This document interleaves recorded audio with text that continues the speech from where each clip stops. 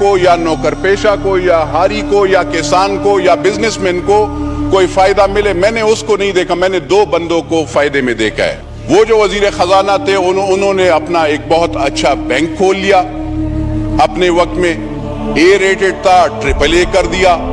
अब मुझे ये हैरानी होती है कि वो भी आजकल टीवी पे वो होते हैं, और ये वजीर खजाना साहब भी, इनको पता नहीं है सर। ये कहते हैं कि आटा पे, और वो आटा 800 रुपए और 1200 रुपए पे 20 किलो का तैला होता था।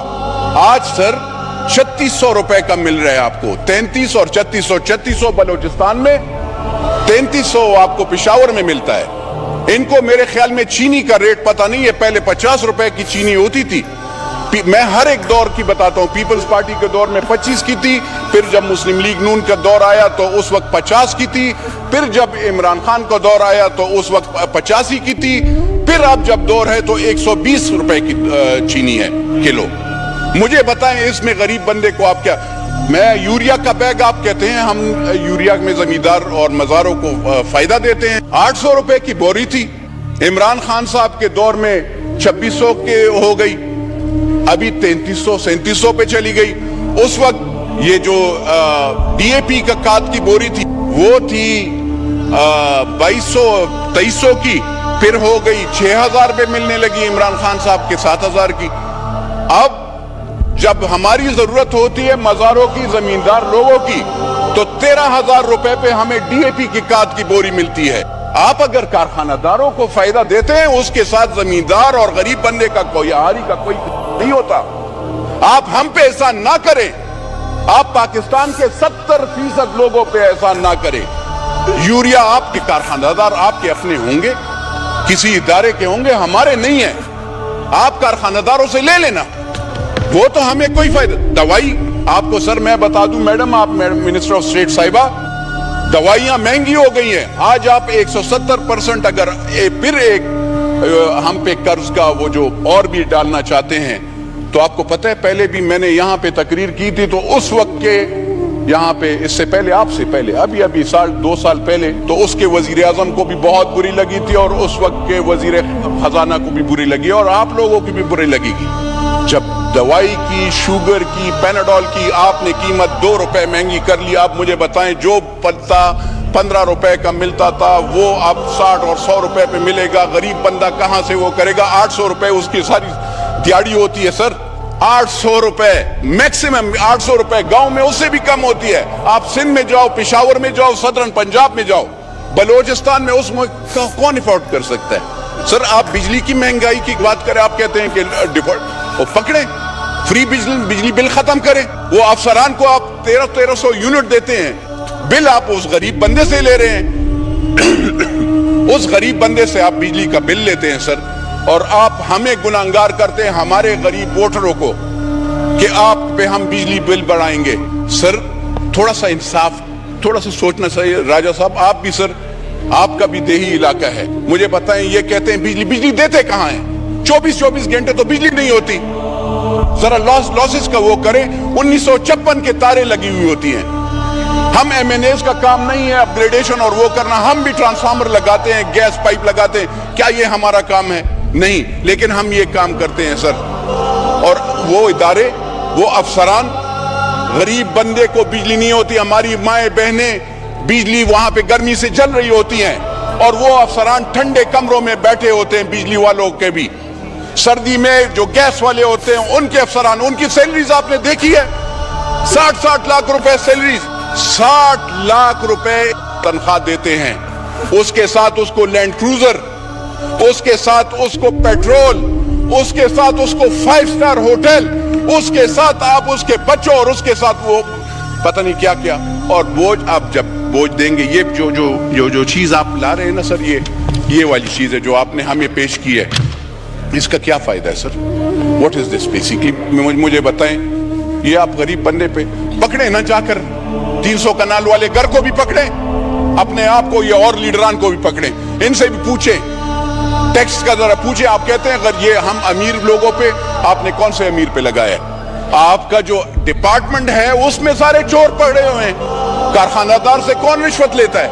उसको छोड़ता है। मैं तो नहीं वो करता हूं। तो सर میری عرض یہ ہے, کہتے ہیں زراعت ترقیاتی بینک کے قرضے میں معاف کروں گا.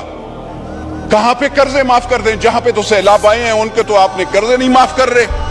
آپ یہ غازی خان, یہ ڈیرہ غازی خان کے, آپ یہاں پہ سندھ کے میرے بھائی, ان سے ذرا پوچھئے گا, بلوچستان کے وہاں پہ سیلاب آیا, کتنے کے قرضے آپ نے معاف کیے ہیں؟ آپ نے ان کو کیا سبسڈی دی ہے, کیا فائدہ دیا ہے؟ کچھ دیا ہے؟ نہیں سر. تو میری عرض یہ ہے سر, وزیر خزانہ صاحب کہتے ہیں ایئر فیئر پہ 50,000 روپے سے ٹکٹ جب مہنگا ہوگا تو وہ اس پہ 20% ہم tax, federal excise duty.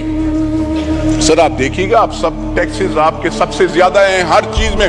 Pakistan وہ ملک ہے جہاں پہ ٹیکسز ہیں, کوئی بینیفٹس نہیں ہے.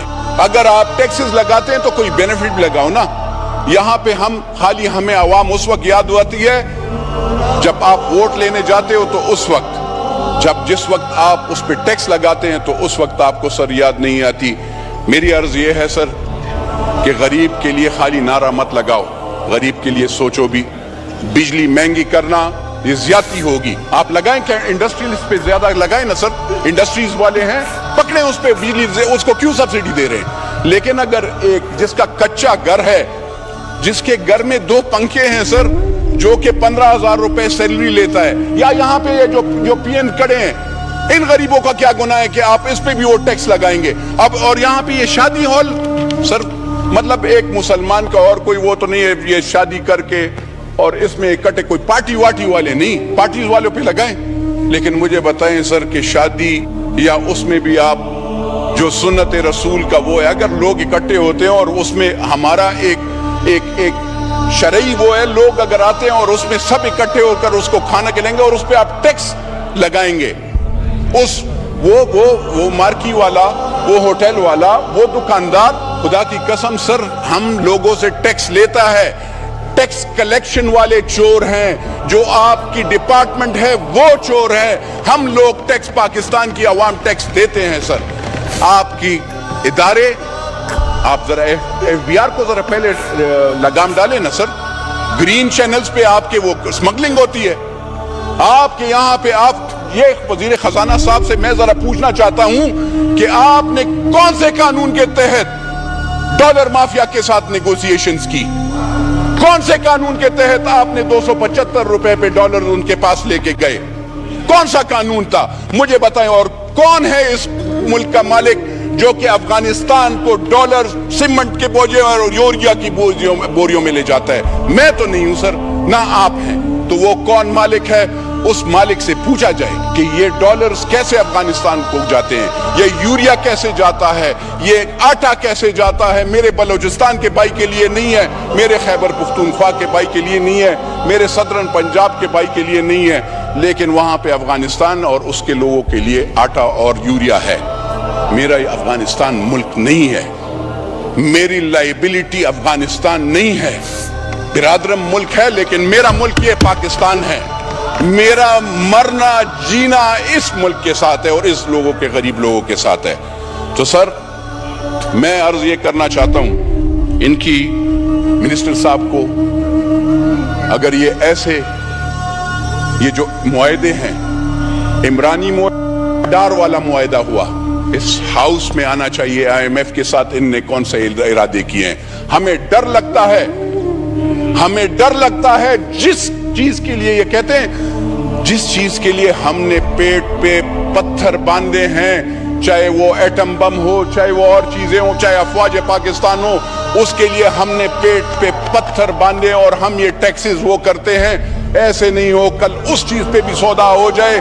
اس لیے آئی ایم ایف کے جو معاہدے ہیں, چاہے انہوں نے کیا ہے, چاہے عمران نیازی نے کیا ہے, اور چاہے وہ آگے والے ہیں, وہ سارے اس پارلیمنٹ کو, یعنی چاہے وہ نیشنل اسمبلی اور سینٹ ہو, ان دونوں میں پیش ہونا چاہیے سر. ورنہ اگر آپ ایسے نہیں کریں گے, اگر آپ پارلیمنٹ کو بلڈوز کریں گے, اگر آپ پارلیمنٹیرین عوام کی آواز کو خاموش کرنے کی وہ کر دیں, یاد رکھیے گا ان سب پارٹیز کو, اور ان سب یہ نہ سوچیں کہ آج آپ کے ساتھ 300 یہ لیڈران یہ سوچتے ہیں کہ وہ ایک لیڈر 470 بندے اس کے سیکیورٹی گارڈ. اس کا زور آپ پاکستان کے غریب بندے پہ ڈالیں گے؟ 170 frontier constabulary, Punjab police, Khyber Pakhtunkhwa police, کیونکہ وہ سابق کا پرائم منسٹر ہوتے ہیں یا پرائم منسٹر ہوتا ہے یا وہ ایک پارٹی کا لیڈر ہوتا ہے، اس کی سیکیورٹی پاکستان کے غریب بندہ دے گا؟ اس کے لیے میرا پیٹ کاٹا جائے گا، میرے غریب گاؤں والے کا پیٹ کاٹا جائے گا؟ تو یہ ذرا آپ سوچیں. آپ پہلے بل پاس کرنے سے پہلے آپ کہتے ہیں آپ ہم سمپلسٹی لائیں گے، ہم وہ کریں گے. آپ ذرا پہلے اپنے آپ کو آگے پیچھے دیکھیں آپ کیا کر رہے ہیں.